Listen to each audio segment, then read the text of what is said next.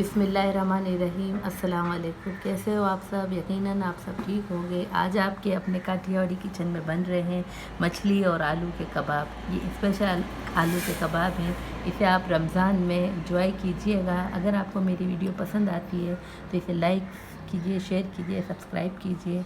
तो बिस्मिल्लाह करते हैं। इसके लिए मैंने ये सामान ले लिया है। ये 1 अदद बारीक चॉप कटी हुई प्याज है, साथ ही 2 अदद हरी मिर्चें हैं जिसे बारीक चॉप कर लिया है। थोड़ा सा हरा धनिया है, 1 टेबल स्पून मैदा है मेरे पास, आधी चाय का चम्मच काली मिर्च है, आधी चाय का चम्मच दखनी मिर्च है कुटी हुई, आधी चाय का चम्मच ज़ीरा है पिसा हुआ, 1 टेबल स्पून कतरन लाल मिर्च है, 1 चाय का चमचा ही मेरे पास ये सूखा धनिया है जिसे मोटा क्रश कर लिया है, और ये आधी चाय की चम्मच चाट मसाला है। ये आधा किलो मेरे पास मछली है। इसको मैंने आधी चाय की चम्मच दखनी मिर्च डालकर 1 चाय का चमचा सुरखा डालकर उबाल लिया है। बिस्मिल्लाहिर्रहमानिर्रहीम। ये तमाम मिक्सचर डाल दिया मैं। 2 अदद आलू हैं, इसे भी मैंने बॉईल कर लिया है नमक और काली मिर्च डालकर मछली के साथ ही।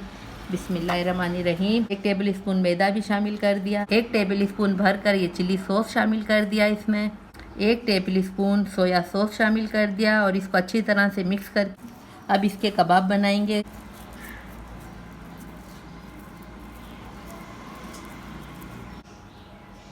देखिए ये सारे कबाब मैंने इस तरह तैयार कर लिए हैं। अब इससे पहले मैं अंडे में डिप करूंगी, इसके बाद मैं ब्रेड क्रम्स में इसे डिप करूंगी और फिर इसको शैलो फ्राई करेंगे।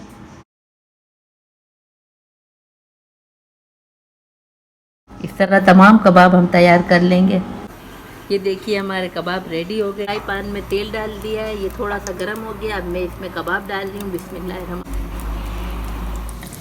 ये देखिए एक तरफ से पक गए, अब दूसरी तरफ से हमने इसको पलट दिया है। ये कबाब हो चुके हैं, अब इसे निकाल लेते हैं। इसे डिश आउट करके मैं आपको दिखाती हूँ।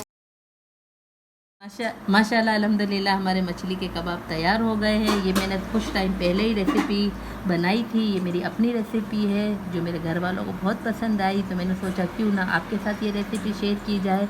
मेरी वीडियो पसंद आए तो इसे लाइक कीजिए, शेयर कीजिए, सब्सक्राइब कीजिए। अपने प्यारों का बहुत ख्याल रखिएगा। नेक्स्ट वीडियो में फिर मिलती हूँ। अल्लाह हाफिज़।